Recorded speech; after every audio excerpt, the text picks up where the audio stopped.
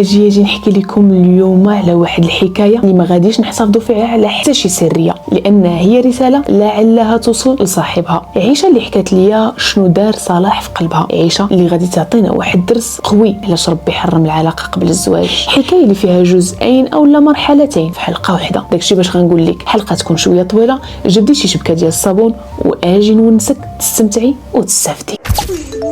غادي نكتشف ما عمرني ما عاودت داخل الحاجه معدومه في الحياه ديالي. سلام مرحبا بكم على قناتنا اليوتيوب. سلامي لك المؤنسه ديالكم عادت اليكم من جديد. قبل ما غادي نبدا تحيه لكم خاصه لكل من يتابعني من الكوزينه بحال ديما، حيت راكم كتقولوا لي في انستغرام وكتصيفطوا لي حتى التصويرات ديالكم. وتحيه خاصه لفوزيه الغزاله المبدعه اللي شاركت في 2023 في احسن باتيسي. فخلينا ما نتعطلش عليكم اكثر، برعوني لتحت بانكم تضغطوا على زر الاعجاب اللي ما تيكلفكم حتى شي مجهود، ونقول لكم بسم الله يلا لنبدا.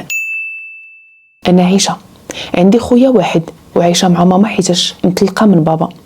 غادي يبداو المعاناه منين طلقوا بزوج حتى قبل، لانه كانت كتاكل العصا قدامنا اللي خلانا اننا ما نعيشوش واحد الطفوله اللي هي زوينه وسليمه. فاش طلقوا غادي تبدا معاناه من نوع واحد اخر، بحيث انه ميمتي مسكينه غادي تضطر باش انها تخدم في الديور تبيع الخبز، وما خلات فاش خدمات غير باش تهزنا. فاش طلقوا غادي نمشيو نعيشوا في كازا.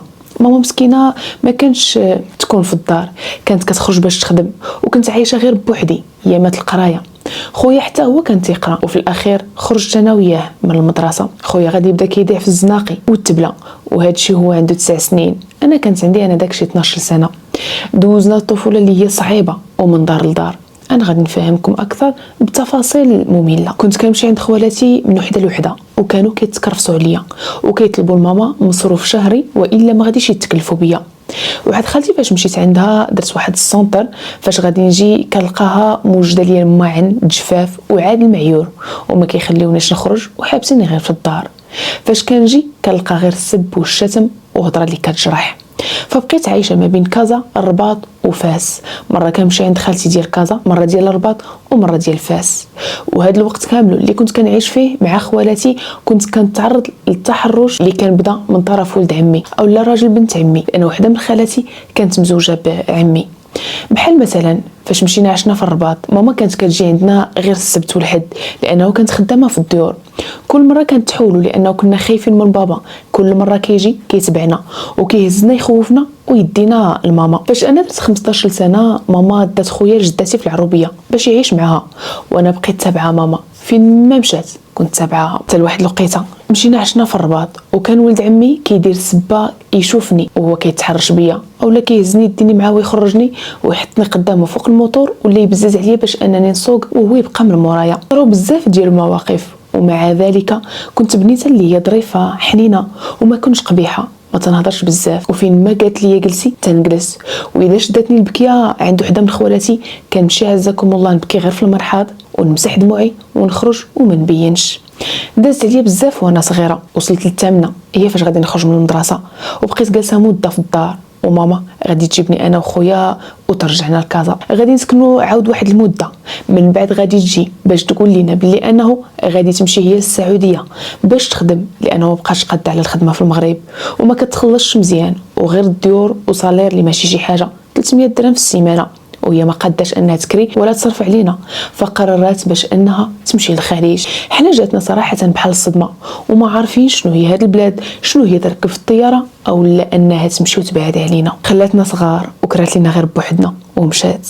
هاد الوقيته انا زيت واحد المسؤوليه اللي كبيره عليا، وليت مقابله خويا كنطيب ليه وهو كيخرج لطريق التشمكير، وكان تيجي بعض المرات وهو سكران عزكم الله كيهز عليا الموس ويدي ليا الفلوس والتليفون.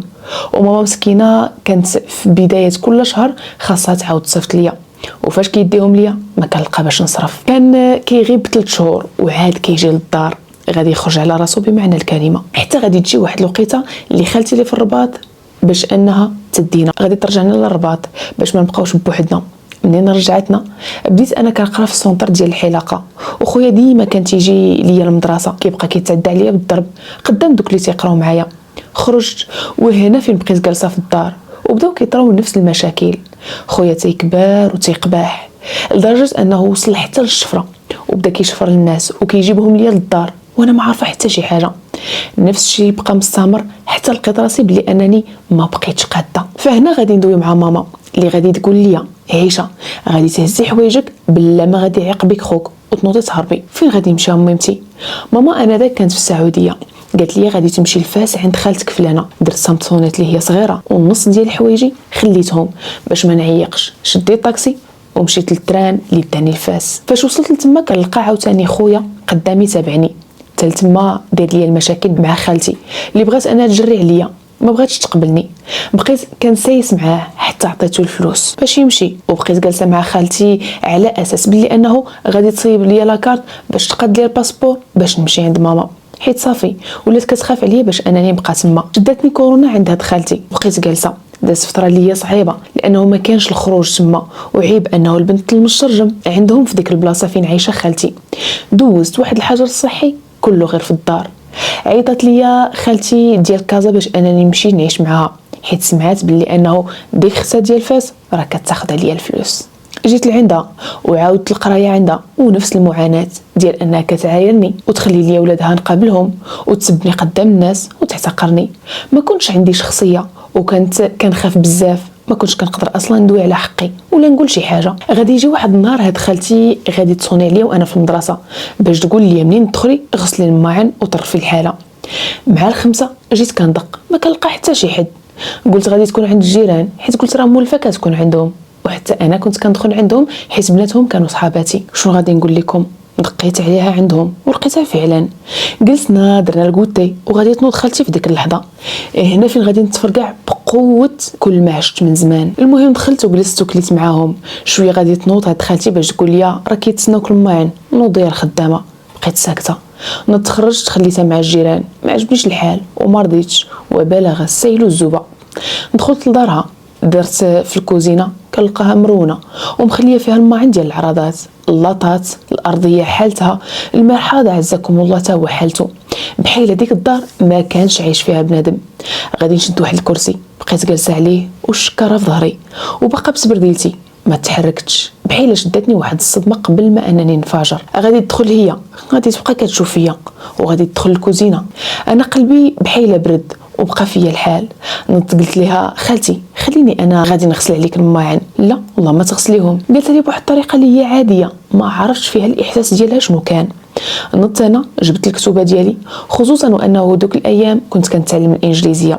غادي تنوض تجي عندي وتعايرني بكلام اللي كان خايب وسالتها بلي انه انتيا ما مربياش عليا الكبده. علاش؟ واش انتي مربياها عليا؟ وهذه كانت اول مره غادي نجاوبها، وهذه هي الكلمه الوحيده اللي كنت قلت لها. هي كالفعله طوال لك لسان، تعلمتي تهضري وبقات كتسب فيا وقالت لي غدا غادي تهزي حوايجك وسيري عليا. حشوم عليك خالتي، وانتي عيطتي ليا باش انا نقرا هنا وتقدي ليا لاكارت وما صايبتيهاش ليا. جلست وقلت الصباح غادي تصبح مهدنا ودنع الشيطان. ولكن فاش صباح الصباح غادي نلقاها كتفيقني بالعصا ديال الشطابه. نوضيها الفاعله التاركه. فين غادي نمشي خالتي؟ سيري فين ما بغيتي. داتني للتران. فين داياني؟ غادي ترجعي عند اختي ديال فاس. رجعت عندها ومع وصلت عيطت لي رجعي. ما نقدرش نرجع، واش حنا دراري صغار هنا؟ هاد خالتي ديال فاس قالت لي بلي انه بقاي معايا انا اللي غادي نقاد لك لاكارت. بقيت معاها فعلا ما قادتهاش ليا. بقات كتقبض ليا الفلوس كل شهر من عند ماما، علما انه اي واحد مشيت عنده ماما كانت كتصيفط لي شهريه اللي ما كناخذ منها ولا حبه، وكنسمع من عندهم كلهم غير المعيور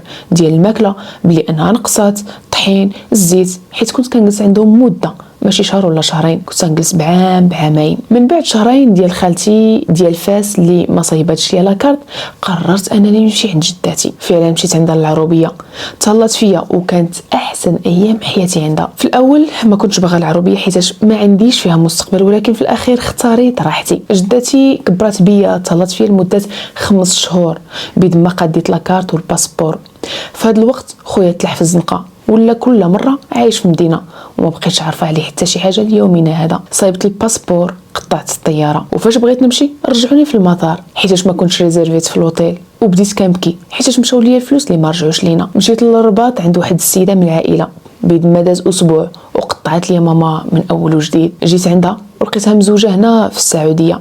عشت معها بخير هي وراجلها، تهلاو فيا، داروا لي بيتي، واول مره سيقوني تنرتاح وتنحس براسي بلي انني مستقره. وبحكم انه كانت عندي غير فيزا نتاع زياره عائليه فما كنتش كنقدر نتعدى عام، فخاصني نخرج لاي بلد ولا نرجع لهنا. ماما جاتها قاصحه وقالت لي بنتي غادي ترجعي للمغرب، تعولي على راسك حيت انا ما نقدرش على هذه المسؤوليه كامله وانا راني عييت. ايوا اختكم هزات الباليزه ورجعت للمغرب حتى شي حد ما بغى يستقبلني. اضطريت انني نمشي عند واحد السيده اللي كتجي ماما بنت عمها، غادي نجلس معها النهار الاول الثاني غادي تسولني عيشه واش كتعرفي تهضري بالونجلي؟ اييه علاش؟ ها كيهضري مع واحد السيد انا ما كنفهمش شنو تيقول. عيطات ليه وبقيت كنترجم ليها شنو كاين. المهم غيطرا واحد المشكل معاها، انه واحد صاحبتها دات ليها النمره ديال داك السيد وكيسحاب ليها بلي انه انا اللي خديتها ليها بحكم انا اللي عطاتني ندوي معاه، والنمره كانت عندها هي في التليفون، انا كنت غير كنترجم ليها وفي تليفونها.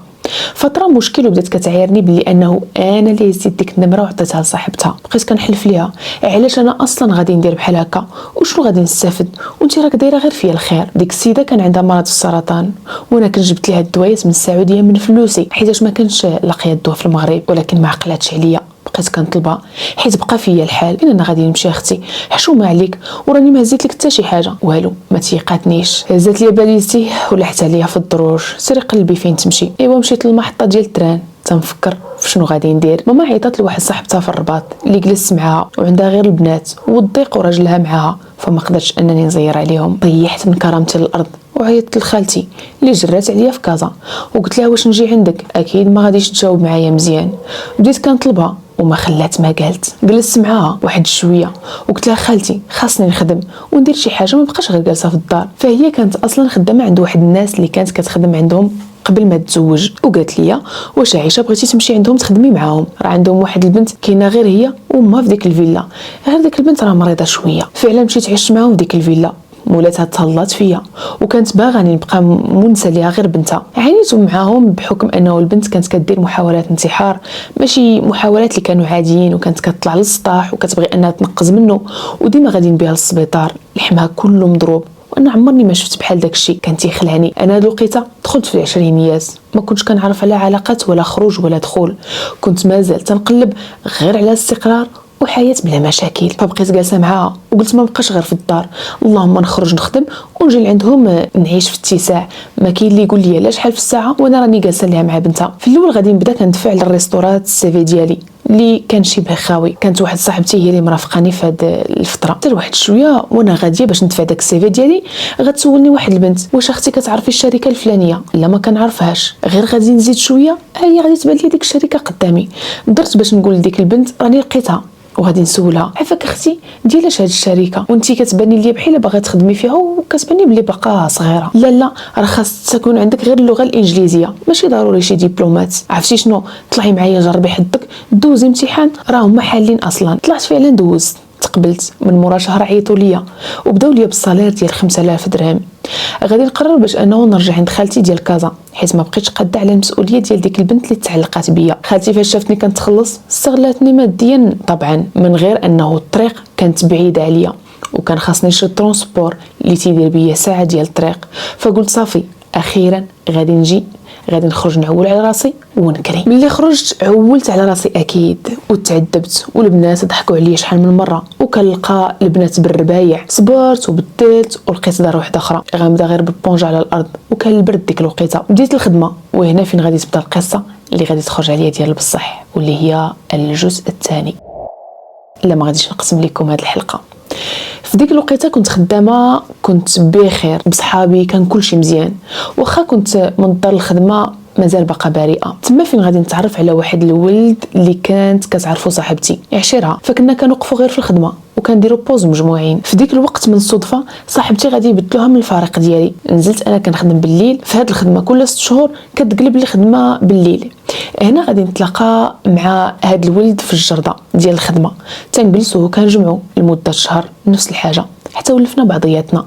وهنا غادي نقول لكم سميتو الحقيقيه واللي هي صلاح. شهرين وحنا كنعرفوا بعضياتنا اصدقاء، حتى غادي نعترفوا لبعضياتنا بلي انه كاين اعجاب، وهنا فين دخلنا في علاقه. وهذه اول مره غادي نتعرف على شي واحد وغادي نخرج معاه شي قهوه، كنت كنرتاح معاه وكان كيفهمني وما كيخسرش معايا الهضره وكيحترمني. انا فاش خرجت معاه اول مره قلت ليه راني ما مولفاش هذا الشيء، وعلاقتنا خليها تبنى على الاحترام، واذا كنتي ناوي او لا باغي شي حاجه ما هياش من دابا غير سير قلب عليها في بلاصه واحده اخرى، حيت انا ماشي الشخص المناسب. غير باش نحطوا النقط على الحروف، من دابا ماشي حتى نتوالفوا. غيحترم القرار ديالي واكد ليا بلي انه ماشي من داك النوع، وناوي غير المعلق وناوي غير المعقول، وغير غادي تيسر عليه غادي يجي لدارنا بدون دخول ولا خروج. قال لي نتوكلوا على الله على اساس بلي انه حنا راه كنتعرفوا على بضياتنا. نهار على نهار كنحس بمشاعر جداد مع بعضنا، بدينا كنتعارفوا وبدينا كنعترفوا باللي انني تنبغيه وحتى هو كيبغيني.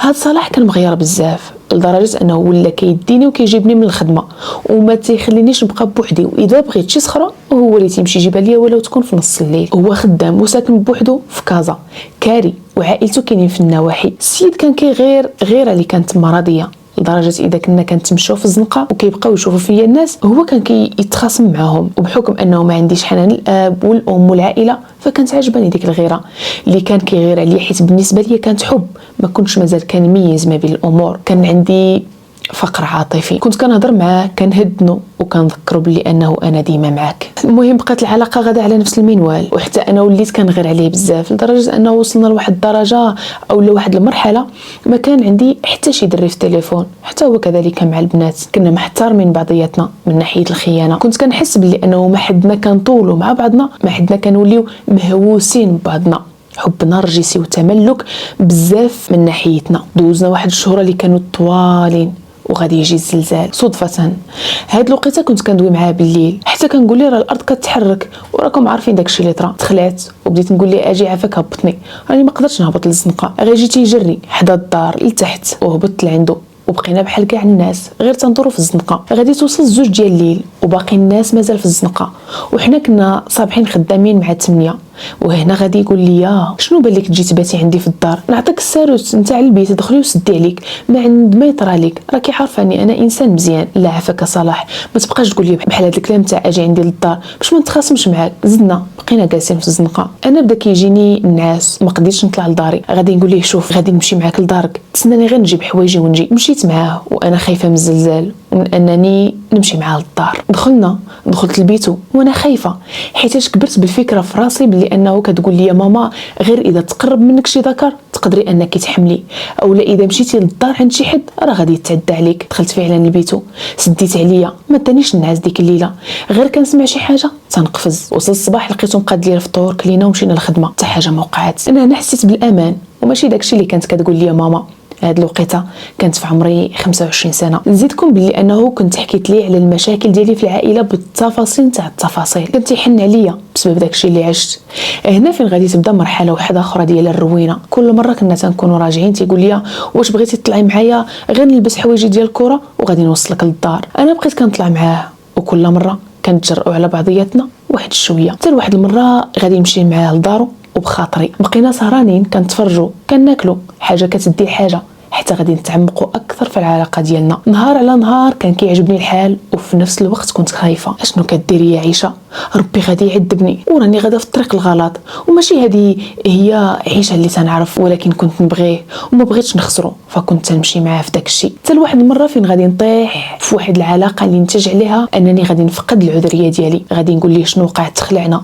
وهنا ذكرني باللي انه راه تيوعدني بالزواج وما تيهمش هذا الشيء اللي طرا، وبامكانه انه يتزوج بيا من غدا. ديك الوقيته كان تيفكر باللي انه يخرج على برا، ولكن مازال ما دفعش. فكانت انا ذاك غير فكره. غادي نقول لي انا كنثق فيك صلاح، ما غاديش نضيعك في قرايتك والحلم ديالك، ولكن الحاجه الوحيده اللي بغيتك دير على قبلي اذا كتبغيني غير خطبني على الاقل حنا بزوج، باش يعرفوا والدينا باللي انه اذا طرات ليا شي مشكل راه منك نتايا وماشي راني خارجه كنفسد. من هذا النهار ما بقيتش كنمشي عنده للدار، وليت خايفه، ولاو كيشدوني نوبات الهلع، وكنبقى كنبكي، كنتف شعري، كنقمش في وجهي، وليت عصبيه بزاف، ولينا كنضربوا على ابسط حاجه. اذا سمعتو غادي غير لدارهم لا اجي ما تمشيش، وليت غير مخلوعه. علاش؟ حيتاش ولا كل شهر كيوعدني باللي انه غادي تكون الخطوبه وتيلغيها وكل مره بعذر، ما كاينش فلوس، ما قلتهاش لماما، راه حنا مشغولين، ماشي وقتها. وبقات غدا الحلقه بحال هكا. بقينا هكا حتى لقينا راسنا كملنا عامين بلا ما نحسوا مع بعضياتنا. في هاد الوقيته شدني اكتئاب، مرحله اللي ما نتمناها حتى شي وحده. السيد ما بقاش باغينا نتزوجوا، ولكن خلاني في حيره من امري. كل ما بغانيش هو ترى المشكل مالو ما بعدش، وكل نهار تيواسيني وما دار حتى شي حل. هو هنا غادي يدفع الفيزا وانا هنا غادي نزيد نتخلع. شدني اكتئاب حاد لدرجه انه وليت كندير محاولات انتحار.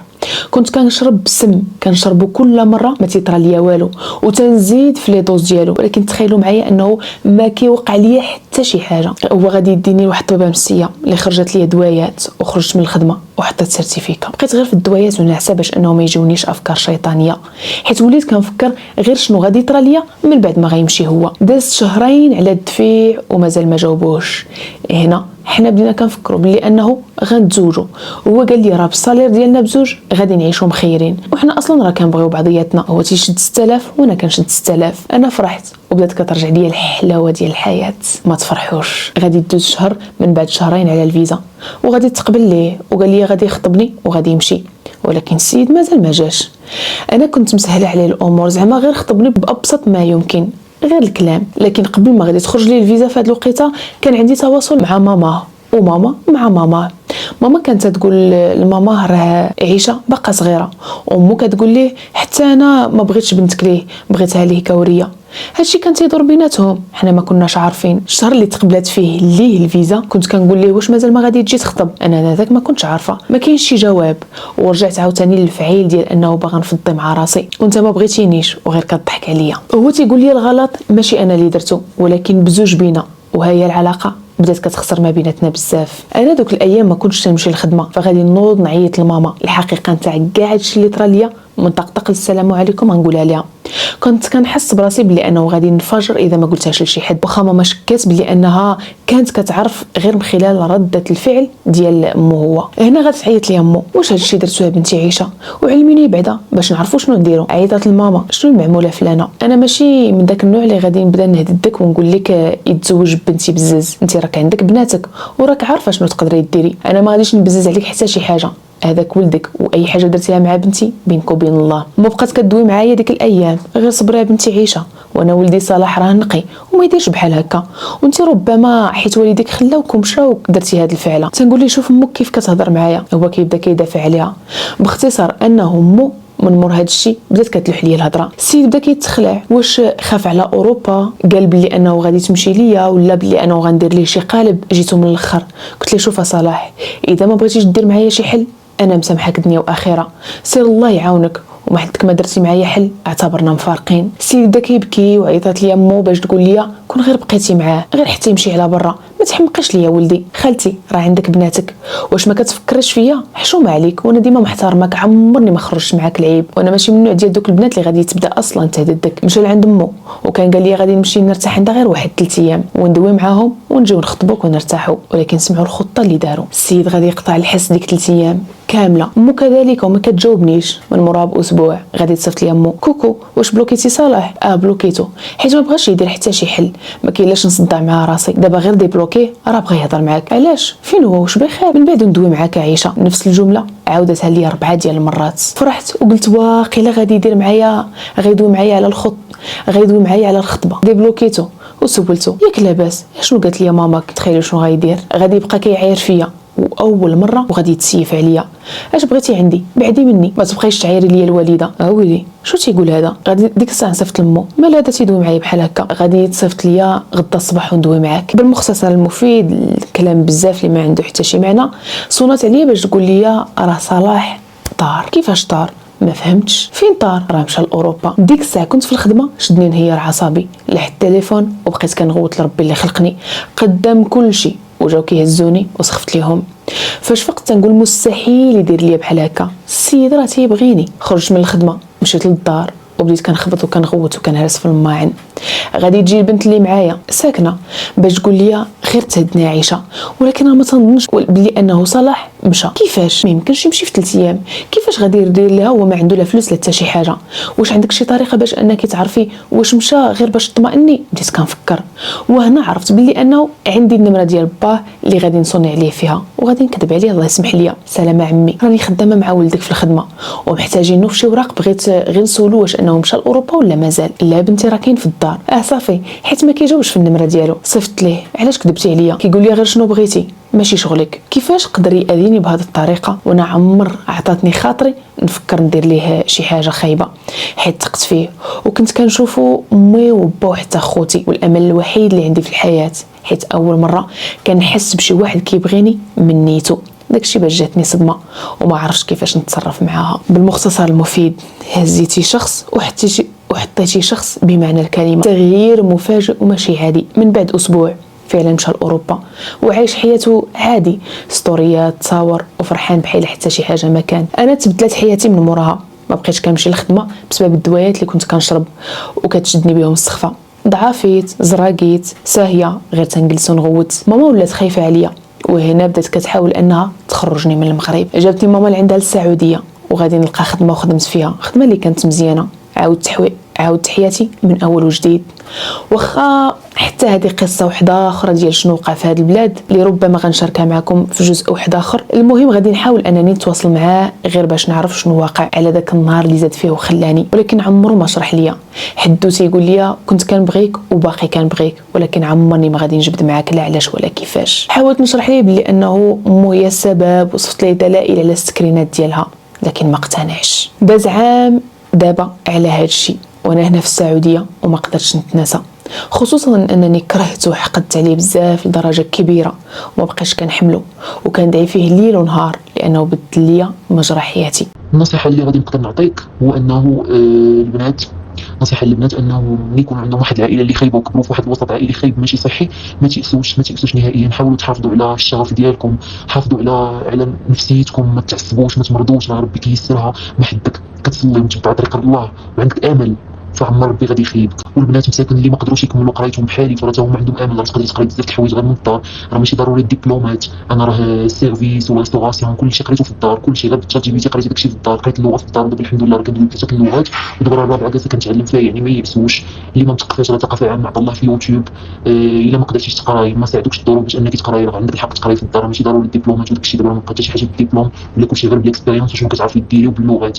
وركزوا لي هاد اللغات. حاجه ثانيه، ما تيقوش في الدراري البنات، ركزوا على مستقبلكم، ركزوا على طريق الله، ركزوا على حياتكم وشنو غديروا في حياتكم. ما تفكروش ليا في الزواج من حدك صغيره، ما تفكري في حتى شي حاجه، لا تصاحب لا والو. النهار غيجي المكتب راه غيجي عندك حتى لباب داركم وغيدق عليك. وما تبقاوش تمشيو مع الدراري، راه غادي غير يضحكوا عليكم. العلاقات اللي كيكونوا حرام فالنهايه ديالهم راه كتكون خايبه، راه قليل غير 1% اللي كيصدق لهم هذا الشيء. راه العلاقات ولي غولاسيون راه كلهم حرام وغتسالي بك، يا مكتئبه يا غديري شي حاجه في راسك يا غتضيعي حياتك، ما غتخدمي ما ديري حتى شي حاجه. فنصيحه ركزوا على حياتكم وبعدوا من الصاحب. وربي راه كبير، ديما حلموا شوفوا الفوق، حلموا. الاحلام حتى شي حد ما كيقدر يحبسك من انك تحلمي. حلمي شوفي الفوق، حطي هدف قدامك وما تيأسيش، ما تشوفيش قريب، شوفي بعيد، شوفي بعيد. اي حاجه تقدري توصلي لها واي واحد يقدر يوصل لاي حاجه الا دار فيها راسو. الا خدمتي على راسك فراك غتوصل. اما الا بقيتي مقابله غير البكاء والاكتئاب وهو مشى وخلاني فراه عمرك غديري شي حاجه في حياتك. هذه حكايتي. هذه كانت حكايه عيشه. سمعوا يا البنات ويا الامهات، البنات اللي كيتغروا بالحب والوالدين اللي معطشين وليداتهم. هذه الحكايه ماشي غير ديال المراهقات ولكن ديال جميع الفئات باش كلشي يستافد. انا اصبحت اليوم اؤمن وبشده باللي انه قصص الحب زوينين ولكن في الحلال. ما تغريش بالقلوبه ديال العلاقه قبل الزواج واخا يفرش لك مال قارون لانه الحرام، كوني اكيده بلي انه صعيب الدواي منه، داكشي باش ربي حرمه. اما الحلال حتى اذا ما صدقلكش ربي تيخرجك ديما منه كيف الزغبه من العجينه. هذه كانت حلقتنا الليله. نخلي لكم التعليق انكم تطبطبوا على قلب عيشه، وغادي نقول لكم انه ربما الحلقه الجايه اذا سمعت التفاصيل ديال عيشه على القصه نتاع السعوديه واش مفيده ولا لا، غادي نحطها لكم كجزء واحد اخر ان شاء الله. وبهذا غادي نقول لكم استغفر الله لي ولكم والسلام عليكم.